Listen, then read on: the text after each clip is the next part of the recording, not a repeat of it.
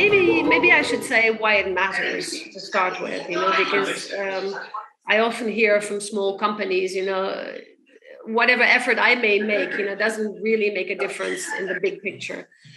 It actually does, because it's a game of numbers. It's a race to net zero.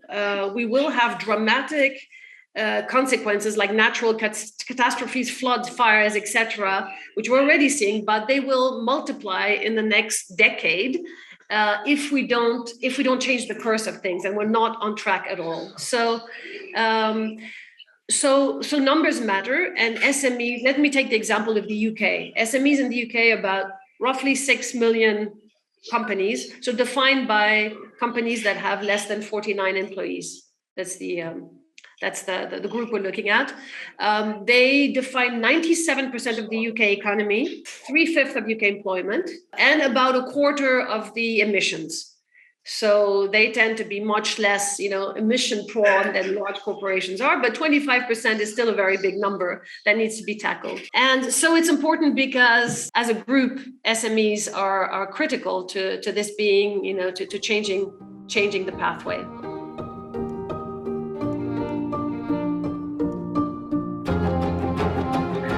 So first, obviously, you need to assess your carbon print, or better said, you need to calculate the greenhouse effect of everything you do by running your business. And there are quite simple tools how to measure that.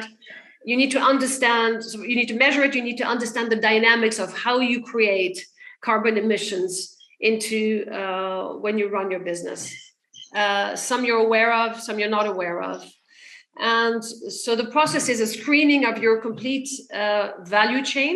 So we know that about 90% of an organization's environmental impact lies in the value chain, either upstream, so that means in the supply chain, where the procurement of the materials that you use, the energy sources that you use, etc., or downstream, which is all the way down to your customer, and after the purchase, how they might use the product and recycle it or not recycle, etc. So you basically look at the complete value chain from the very beginning of any material you might be using, all the way down to how it's distributed to your customers, how it's packaged, how it's transported, how it's used by the customers, how it's recycled by the customer. You break down your complete value chain in that, and then you try to measure for each one of the steps or the big processes, what the carbon footprint of that would be. The large corporations obviously use consultants to do that for them. They call carbon emissions consultants, and there's thousands that have popped up in the last years. Some of them do that very systematic, very well, but it's a costly process. It can be a costly process. But increasingly, there are platforms. They offer you a framework, upload whatever data you have. For example, your energy consumption or the materials that you use and what you know about where this source, etc. And then they have models that help you estimate the rest. If you don't have the data that they need, they say this is the data you should have, you should be collecting. But in the meantime, let's benchmark you against, people who are in similar businesses or something like that. So they also very practically give you estimates of how you could do that. And then at the end, they kind of spit out for different divisions or different steps of your production or service delivery a carbon emission. But there's also a lot of standards. One of them in the UK, the largest one, I think, is the Carbon Trust standard that tell you, if you're in that type of business and you're doing this type of activity, this is actually a reference standard. This is what you should, this is what best practice is, and this is how you measure up against them, etc.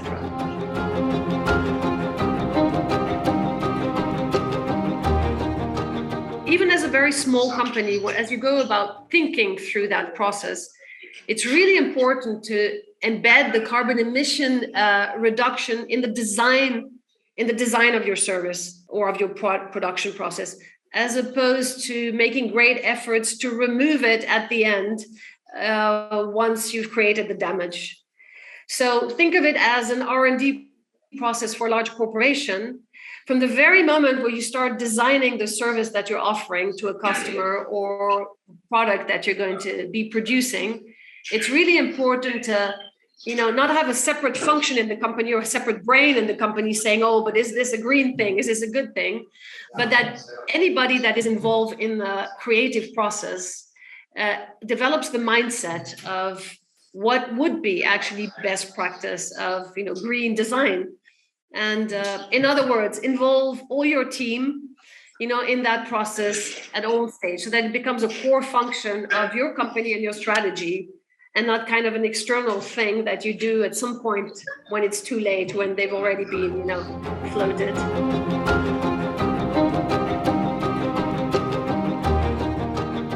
More importantly, you have to make sure it becomes a mindset of the company. That's why I said earlier on, involve your team. They will come up with things like, the commuting examples of, how to reduce carbon emissions due to transportation by changing working hours, by keeping some work at home, they will come up with, reducing the air conditioning use altogether by changing certain things, maybe the times of work. We have both the hats on at the same time. We're an individual and we're an employee of a company, or we're the founder of the company. So how about involving your employees in the community to discuss, how they go about in their personal life, reducing their carbon impact. How they do their recycling, how they choose their food, knowing that meat, for example, is the main cause of methane gas, which is one of the greenhouse gases I spoke at the beginning. They come up with a meal plan for the company that is more vegetarian or has vegetarian options and is not delivered in huge packaging, plastic and even cardboard boxes, but find other ways to be served, et cetera, et cetera. Find a way of shifting the culture and the mindset. And even if it's only yourself, have this kind of green design in your brain anytime you are being creative, innovative about your business, so it becomes like a core of how you think.